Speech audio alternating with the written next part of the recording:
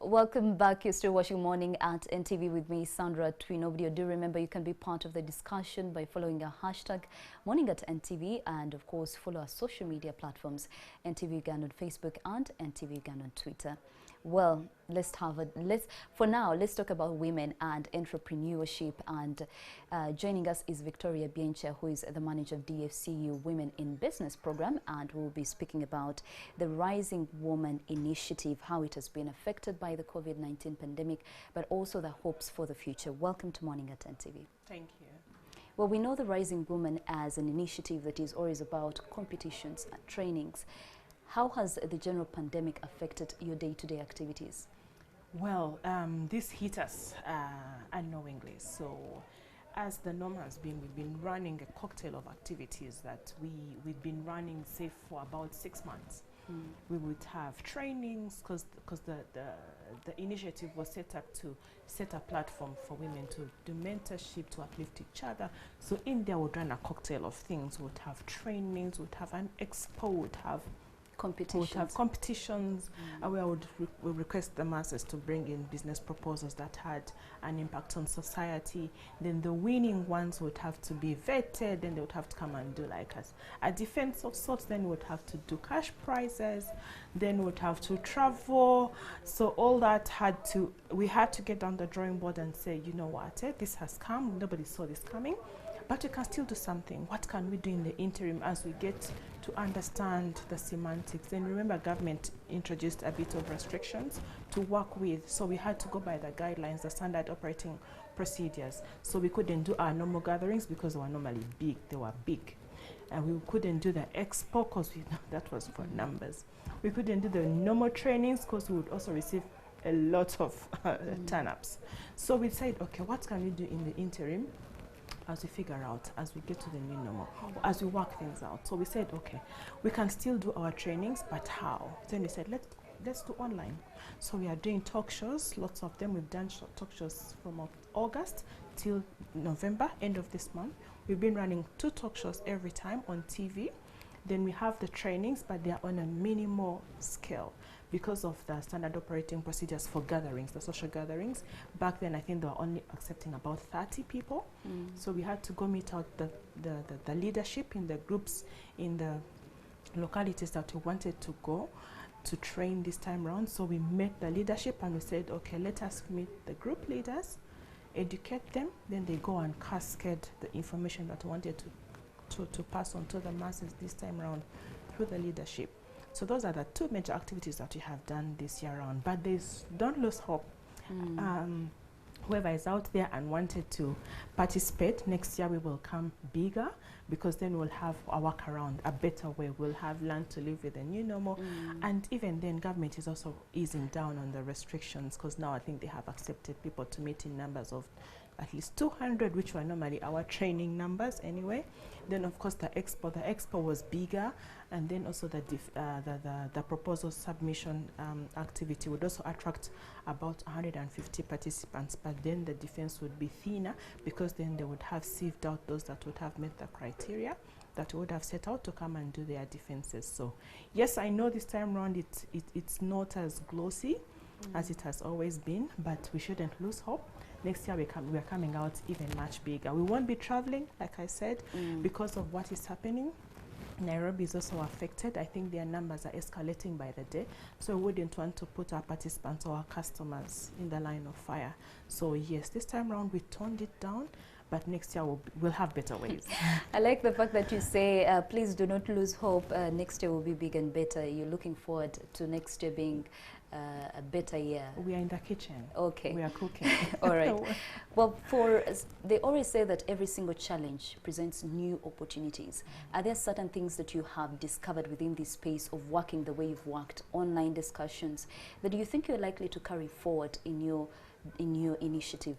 Yes, and of course it has also presented us with other enormous opportunities, because now we are thinking that, okay, alongside the activities that we are doing, over and above the things that we have done in this initiative, what are some of the things that we have learned?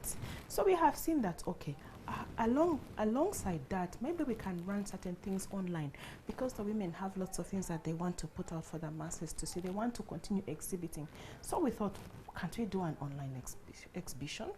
We can get a catalog of products, have them, because you have the partnership already with you, the Daily Monitor and the Ghana Investment Authority. We can use that platform and have like an online expo that could probably run for 6 months, because we have the resources. So we thought that, okay, we can get a catalog of products, get our women to use our platforms. Those are things that have come up. Then we said, okay, we don't have to wait for half the year for the initiative to start, for the trainings to keep going on. We can now be doing webinars, because now those have come. So that we keep educating them, other than them having to wait for July to end of year to get involved in this. And then, of course, we have also learned that right now, technology, like we've been talking about it before, has come into play very, very highly. So right now we are re-emphasizing that technological aspect or component, because every time we have like the expo and we're having the business clinics, the ladies would keep asking, can you bring back somebody to talk to us about technology, how to use the internet, how to use our gadgets? And right now, that's the in thing. So you can imagine they're so appreciative, because, I mean, the reasons that we started this and have even become more relevant right now, because we realize that, yes, there's lots of things that we can actually do within the space, within the means that we have. Life cannot stop.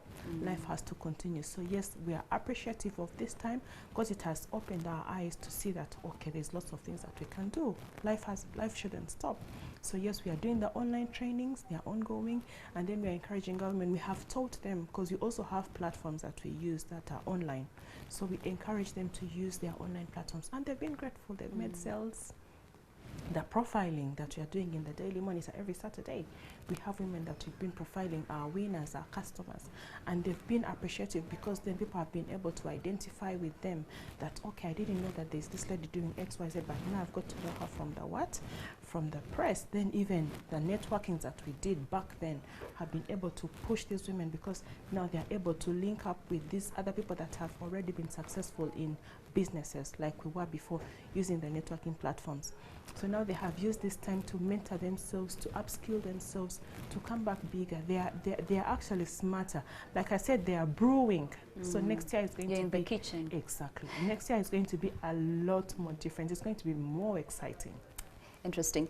Well, we are looking at 3 years of the Rising Women Initiative. What impact do you think you've been able to achieve? Wow, that's a lot. I think that would be a conversation for a day. But we've been able to reach out to quite a number of people that we didn't even anticipate, because we had, of course, our objectives were clearly set out, but then we exceeded them even in the 3rd year. Much as the 3rd year hasn't come up with a big bang like we anticipated because of what is happening, but I want to tell you that we have reached out to more people that we anticipated to reach out to. And then, of course, there's been lots of improvement. Before, women used to do businesses behind the scenes, in the booth. They never used to want to register their businesses. We've seen them coming out now to be more firm, to go and register, to use these institutions that they never thought they would approach back then. We've seen them come to the bank and take up or have more uptake of facilities that the bank offers, because they didn't have this knowledge that there are things that the bank can offer that do not over-constrain them in their day-to-day business requirements. Because we have facilities at the bank that don't require collateral, but they thought that every time you go to the bank has to ask for something.